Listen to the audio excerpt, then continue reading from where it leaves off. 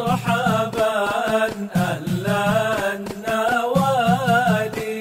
بسم الله الرحمن الرحيم. السلام عليكم ورحمة الله وبركاته.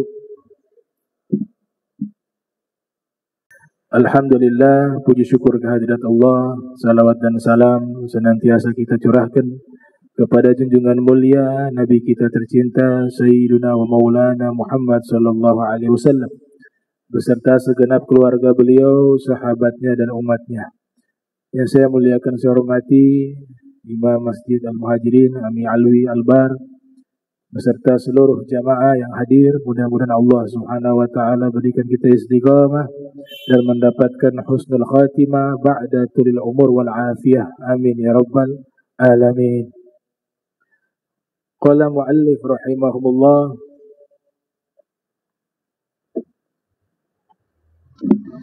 an Sahal bin Sa'ad radhiyallahu taala anhu wa arda, Ja'a Rasul sallallahu alaihi wasallam baita Fatimah radhiyallahu ta'ala anha falam yajid Aliyan fil baiti faqala aina ibnu ammik qalat kana baini wa bainahu syai'un faghadabani fakharaja falam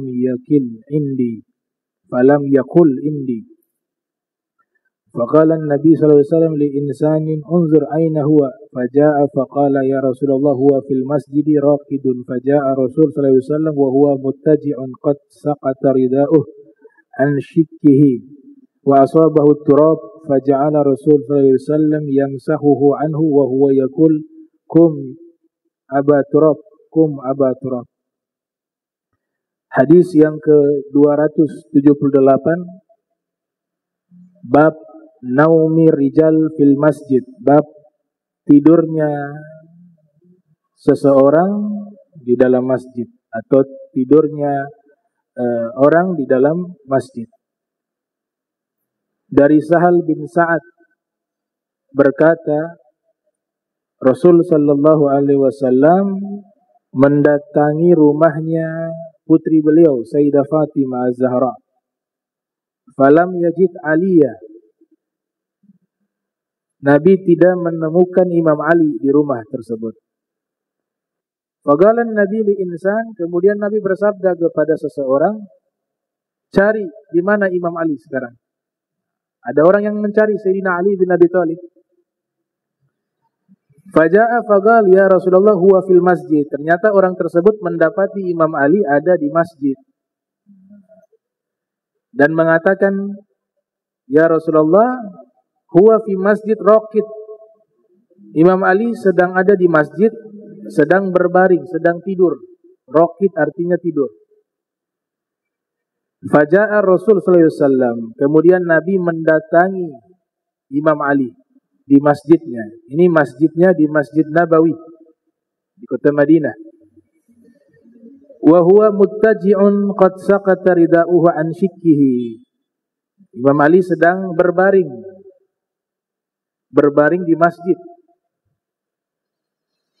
Kemudian ridanya terjatuh dari pundaknya, wa asabahu turab. Tubuhnya terkena tanah. Karena masjid di zaman Nabi tidak seperti kita yang ada saat ini. Ada lantai, ada karpet. Masjid Nabi di zaman itu hamparan pasir. Imam Ali tidur di atas pasir di dalam masjid. Faja'ala Rasul sallallahu alaihi wasallam yamsahuhu anhu, maka Nabi sallallahu alaihi wasallam mulai mengusap pasir yang ada di tubuhnya Imam Ali.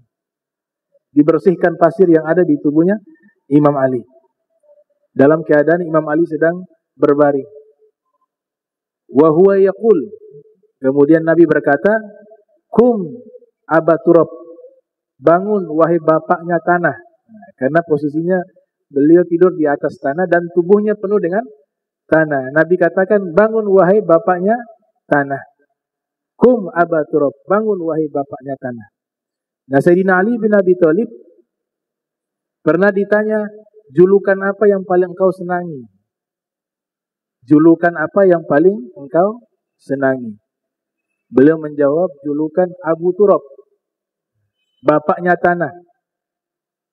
Ditanya alasannya kenapa engkau senang julukannya Abu Turab, bapaknya tanah. Karena julukan ini yang memberikannya adalah Nabi. Nabi yang memberikan julukan tersebut. Walaupun banyak julukan-julukan beliau yang lebih indah. Singanya Allah, karena pemberani. Pedangnya Allah misalnya. Itu kan lebih hebat julukannya dibanding dengan Abu Turab. Akan tetapi kalau julukan Abu Turab yang memberikannya itu langsung Nabi Muhammad SAW. Maka itu julukan yang paling beliau senangi. Kemudian di hadis ini juga disebutkan Ja'ar Rasul Baita Fatimah. Nabi mendatangi rumahnya Fatimah, putri beliau. Nah, rumah yang paling sering Nabi datangi, rumahnya Sayyidah Fatimah dengan Rasulullah tidak jauh, dekat. Rumah yang paling sering Nabi datangi itu rumahnya Sayyidah Fatimah Zahra. Hampir setiap saat. Bahkan disebutkan sebelum tiba waktu sholat subuh, Rasul SAW datang sendiri menuju ke rumahnya Sayyidah Fatimah untuk membangunkan mereka melaksanakan sholat subuh. Nabi sendiri yang datang membangunkan. Wahai Ahlul Bait, sesungguhnya Allah telah mensucikan kalian dengan sesuci-sucinya. Ayo bangun, sudah tibanya waktu sholat. Nabi sendiri yang datang ke rumahnya Sayyidah Fatimah. Itu hanya satu rumah yang Nabi datangi, kemudian Nabi panggil untuk sholat, itu rumahnya Sayyidah Fatimah Zahra. Jadi rumah yang paling sering Nabi kunjungi, itu rumahnya Sayyidah Fatimah Zahra. Bahkan ketika Nabi tiba di rumahnya Sayyidah Fatimah, itu Sayyidah Fatimah menyambut ayahnya, Rasul SAW. Kemudian mencium keningnya, jidat. Nabi juga mencium jidatnya Sayyidah Fatimah. Kemudian dipersilakan duduk. Nabi perintahkan Sayyidah Fatimah duduk di samping Nabi Muhammad SAW. Sebaliknya ketika Sayyidah Fatimah datang ke rumah Nabi, Nabi ketika lagi sedang duduk, Nabi berdiri menghormati kedatangan putrinya Sayyidah Fatimah. Disambut, dicium jidatnya, dihormati. Karena ini manusia yang paling Nabi cinta, itu Sayyidah Fatimah. Pernah Sayyidina Ali bin Abi Thalib bertanya kepada Rasul sallallahu alaihi wasallam, wahai Rasulullah, man ahabbun nas ilaik? Man ahabbun nas ilaik? Wahai Rasulullah, siapa manusia yang paling engkau cinta di dunia ini? Apa kata Nabi? Kata Nabi, manusia yang paling saya cinta Fatimah. Dan manusia yang paling saya muliakan adalah engkau, yaitu Sayyidina Ali bin Abi Thalib. Imam Bukhari memasukkan hadis ini punya korelasi dengan hadis yang kita bahas di pertemuan yang lalu, yang dimana Nabi perintahkan agar kita memberikan cahaya di rumah kita.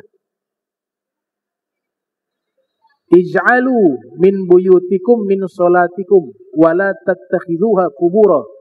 Jadikanlah di rumah kalian itu diisi dengan solat. Jangan kalian jadikan seperti kuburan.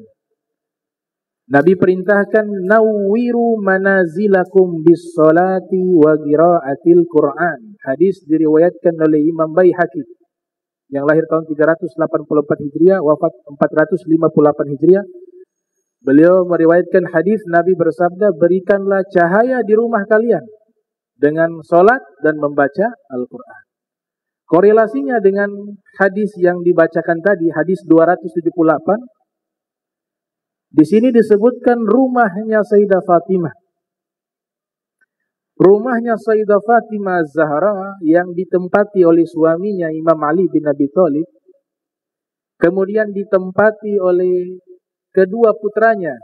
Sebenarnya putranya 3. Jadi anaknya Sayyidah Fatimah itu sebenarnya 3 orang anak laki-laki. Muhassin atau Muhsin, Al-Hasan wal Husain. Akan tetapi Muhassin ini wafat. Sebagian ulama mengatakan wafat setelah lahir, kemudian meninggal. Sebagian lain mengatakan ada beberapa hari hidup kemudian meninggal. Ada 3 dari anak laki-laki. Kalau perempuan ada banyak. Ada Zainab, ada Ummu Kulsum, mengikuti nama anak putrinya Nabi, tabarukan. Tapi kalau anak laki-laki yang tersisa, Al-Hasan wal Husain. Bisa dibayangkan satu rumah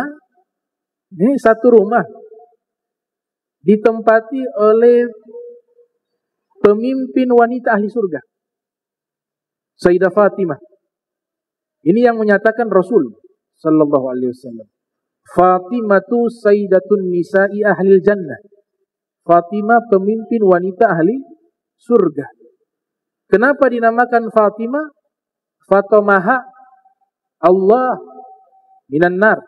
Karena waktu baru lahir sudah dapat kabar dari malaikat Jibril, pesanan dari Allah bahwa putrimu ini terputus dari api neraka.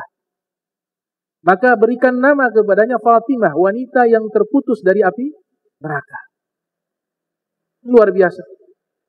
Suaminya tidak kalah hebat. Nabi katakan an-nazru ila Ali ibadah, memandang wajah Ali ibadah. Nabi katakan ana madinatul ilmi wa aliyun babuha, saya kotanya ilmu, Ali adalah pintunya ilmu.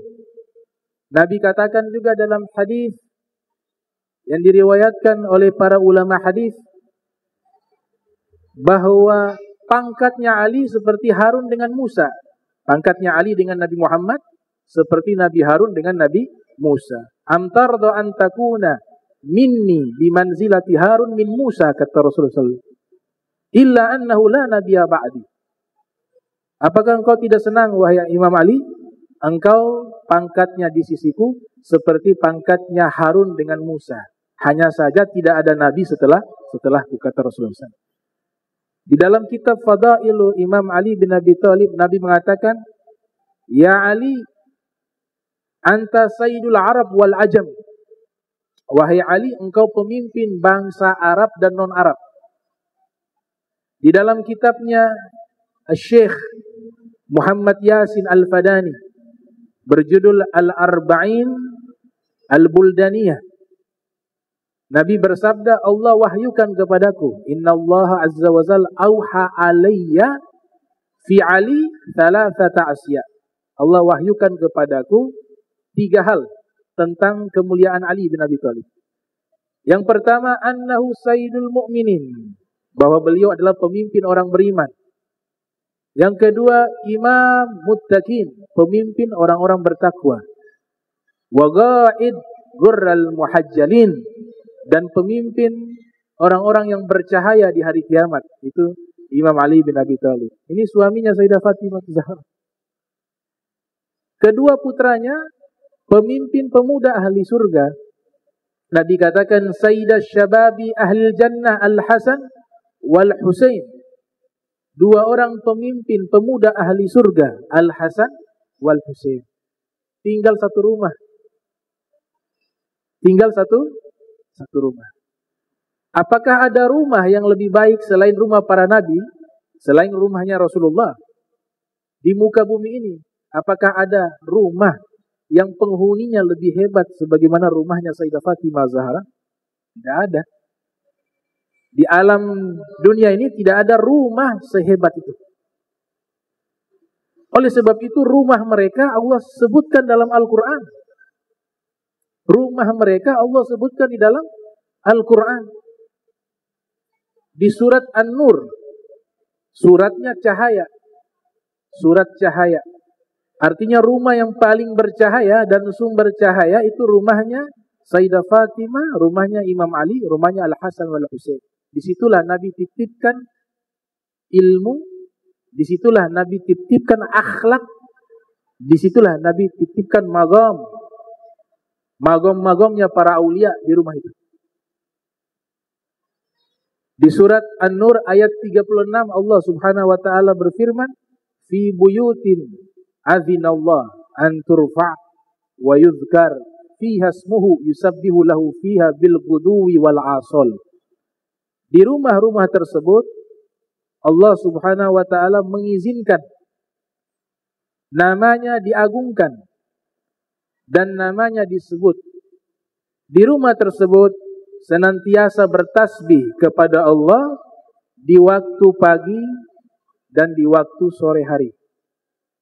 Di dalam tafsir Ad-Durrul Mansur karya Imam Suyuti yang lahir tahun 849 Hijriah, wafat 911 Hijriah, ketika Nabi bacakan ayat tersebut, ada seseorang laki-laki berdiri. Dia berkata, "Ya Rasulullah, ayyu buyutin hadhihi?" Yang dimaksud dengan rumah-rumah di ayat tersebut, rumahnya siapa? Kemudian Nabi menjawab, buyutul anbiya. Yang dimaksud di surat An-Nur ayat 36, yang Allah sebutkan rumah-rumah, itu artinya rumahnya para nabi. Kemudian ada Sayyidina Abu Bakar Siddiq berdiri, kemudian bertanya, "Ya Rasulullah, hadzal baitu minha?" Sambil menunjuk rumahnya Sayyidah Fatimah. Apakah rumah ini juga termasuk? Ditunjuk rumahnya Sayyidah Fatimah Zahra. Kata Nabi, "Na'am min afadiliha." Iya, rumah ini juga termasuk. Bahkan rumah ini lebih mulia dari rumah para nabi. Rumah ini lebih mulia dari rumah para nabi selain Nabi Muhammad. Kenapa? Karena mereka ini berada di bawah keluarga Nabi Muhammad. Segala sesuatu yang dinisbatkan kepada Rasulullah itu lebih hebat dari segala sesuatu yang ada sebelumnya. Termasuk rumahnya para nabi. Rumahnya para nabi selain Nabi Muhammad dengan rumahnya keluarga nabi, rumahnya keluarga nabi lebih mulia. Karena didapati beberapa nabi ada istrinya jahat. Nabi Lut, istrinya bukan istri yang solehah. Walaupun tidak semua. Tapi kalau ini satu rumah semuanya pemimpin. Pemimpin ahli surga, pemimpin pemuda ahli surga, pemimpin orang bertakwa, pemimpin orang beriman, kemudian keluarganya Nabi Muhammad sallallahu alaihi wasallam. Maka ini rumah yang paling mulia, yang dipenuhi dengan cahaya ilahi. Maka kita diperintahkan oleh Nabi Muhammad sallallahu alaihi wasallam untuk mengisi rumah kita dengan cahaya. Makna cahaya di sini maknanya adalah kebaikan. Yukhrizukum minaz zulumati ilan nur. Allah Ta'ala berfirman, Ia keluarkan kalian dari kegelapan menuju cahaya. Jika disebut cahaya di dalam rumah, itu maknanya yang pertama dihadiri oleh malaikat. Rumah tersebut banyak dihadiri oleh malaikat. Yang kedua maknanya rumah tersebut Allah rahmati. Allah turunkan kasih sayang. Yang ketiga rumah tersebut Allah berkahi. Yang keempat rumah tersebut Allah berikan ketenangan. Dan semua makna-makna kebaikan itu bermakna cahaya di dalam rumah. Inilah perintah Rasul SAW.